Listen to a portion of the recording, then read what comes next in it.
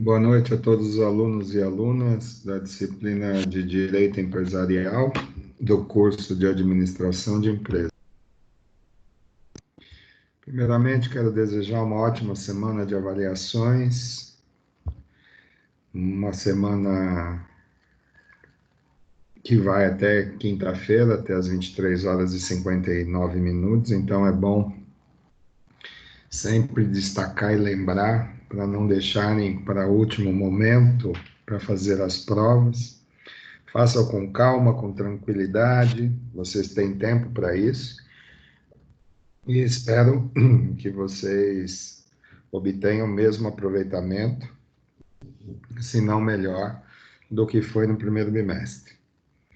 Eu tenho dito nas últimas aulas que o prazer, né, de ter alunos tão dedicados é muito grande e quero crer que em breve a gente se veja numa outra situação, né, onde a gente consiga, pelo menos, voltar à naturalidade das aulas presenciais. Nessa noite, né, eu planejei fazer a leitura da prova para vocês, uma leitura apenas a título de observação, não respondendo as questões, obviamente, mas dando a vocês uma breve lembrança de quais foram os tópicos que eu apresentei nessa avaliação. Então, eu quero iniciar falando sobre a pergunta que se refere à história do direito empresarial no mundo e no Brasil. Então, falar do direito empresarial, antes de qualquer situação, é falar do direito comercial, que foi o nome inicial para nós termos hoje chamado direito empresarial. E vocês lembram muito bem que o Brasil adotou a teoria dos atos de comércio e, a partir do momento em que não se dava mais conta, né, essa teoria, de abarcar ou mencionar as diversas atividades econômicas que vinham sendo trazidas para o âmbito comercial, o Brasil ele substitui a teoria dos atos de comércio pela teoria da empresa, onde lá nós vimos, né, todo o arcabouço teórico. Então, é importante que vocês lembrem, né, que períodos da história, com relação ao direito comercial se transformando em direito empresarial, né, existe aí um momento de transformação. Então, é preciso ter bastante... Desculpa. É importante ter bastante atenção, né, com relação às alternativas para não se confundirem com relação à situação que foi apresentada na pergunta. Passando para a pergunta seguinte, né, nós estamos falando de objetividade relacionada à regulamentação de atividades econômicas. Então, a atividade econômica que atua na circulação, né, ou produção de bens, bem como na prestação de serviço, né, existem aí algumas regras e principalmente impedimentos. E eu quis tratar desse assunto justamente por ser algo tão sensível para o curso de bacharelado em administração e para as pretensões futuras de cada um de vocês. Então, eu apresento um rol de possibilidades, né, mas sempre lembrando para prestar atenção muito na pergunta, né, responder aquilo que a pergunta está pedindo. E essa pergunta pede para que vocês destaquem apenas a alternativa, né, que está fora da questão dos impedimentos do exercício da atividade empresarial. Seguindo com a avaliação, levando um pouco mais a título de conceito, né? Então, nós estamos falando aí de fontes do direito empresarial, de onde que o direito empresarial se alimenta para poder criar o conjunto de regulamentações, conjunto de regras. E só lembrando que regulação é a condução da conduta coletiva de todos aqueles envolvidos no processo comercial, né? E os dispositivos disciplinares. Mas esse conjunto de regramento, ele se baseia em quais fontes, né? Então, nós tivemos aí uma aula específica sobre fontes,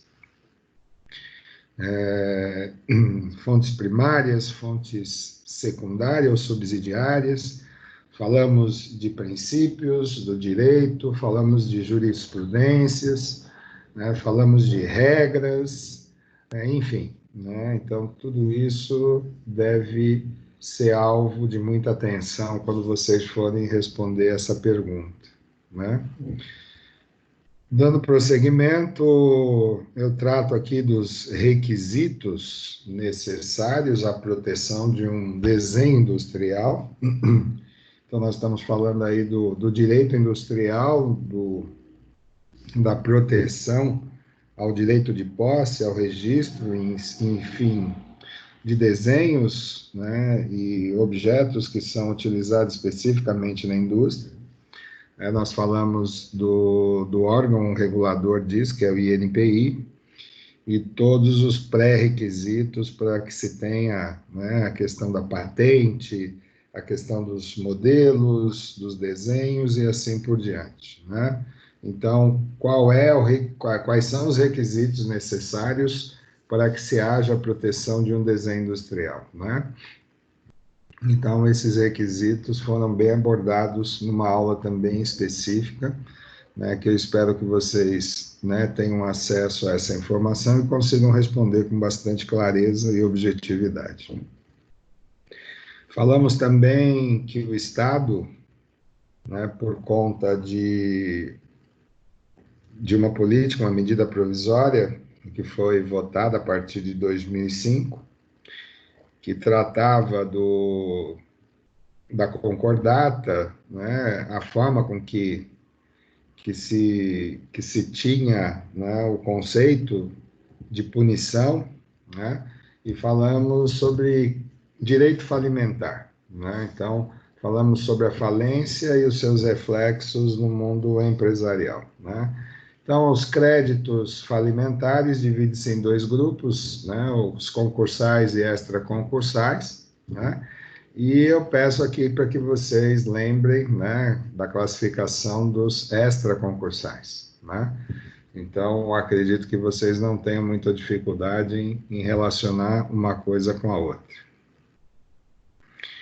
Em seguida, eu faço a apresentação da Lei 9.279, de 96, né, que trata de alterações legais e de instrumentos jurídicos com relação à autoria, né, de invenções ou modelos de utilidade, né? Então, falamos com bastante ênfase sobre essa relação de, né, o que é a invenção, né, aquilo que ainda não existe, e o modelo de utilidade, que é quando, né, se inova naquilo que já existe, né?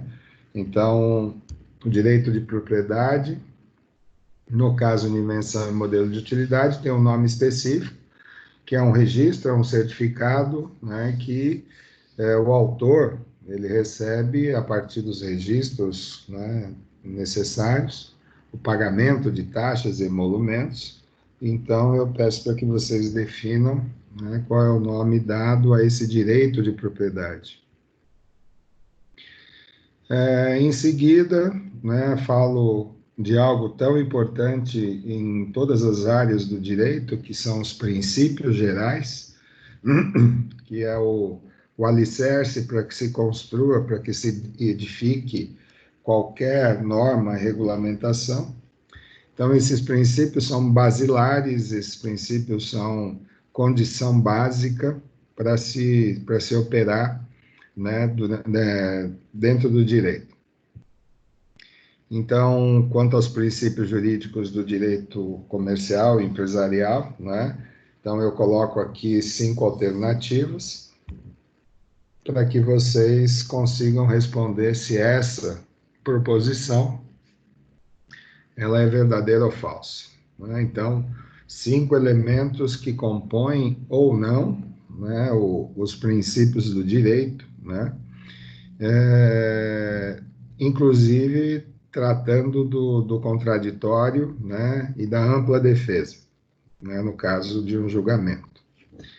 Então, nessa sequência, vocês precisarão dizer para mim se cada um desses é realmente parte integrante desse conjunto de princípios gerais do direito comercial, direito empresarial. Trato também sobre a segunda parte da nossa disciplina, que fala sobre consumidor, né? Então, o Código de Defesa do Consumidor. Nós temos aí atores e elementos importantes nesse processo de relação de consumo. Então, eu trago aqui também 5 alternativas para que vocês respondam para mim, né? Qual é a definição jurídica dentro do direito empresarial sobre o ator chamado consumidor? Ao tratarmos, né, de consumo, né, eu volto a tratar da questão do empresário, né? Então, quem é o empresário? Aquele que exerce profissionalmente atividade econômica organizada para produção e circulação de bens e serviços, né? Então, de acordo com o Código Civil, principalmente no seu artigo 966. Então, eu faço aqui uma relação que pode ser coerente ou incoerente e peço que vocês, de fato, entendam se há convergência nas duas assertivas, né? E respondam também de forma correta e aproveitem o conteúdo. E finalizo a prova de vocês falando um pouco sobre defeito e vício, né, no comércio.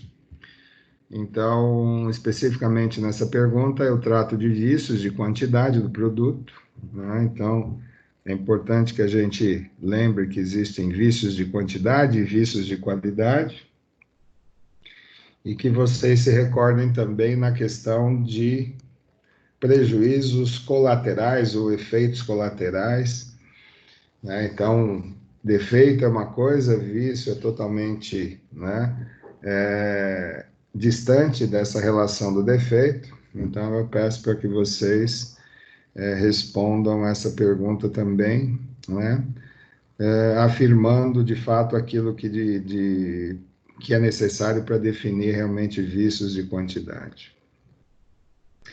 Entendo que essa prova ela tenha um nível de dificuldade, mas que não vá trazer muitos problemas, mesmo porque vocês têm o material de consulta, mas é importante que, mesmo tendo esse material, vocês aprendam, né? Tirem proveito dos conteúdos, porque esses conteúdos vão ser lembrados a vocês durante todo o decorrer do curso, né?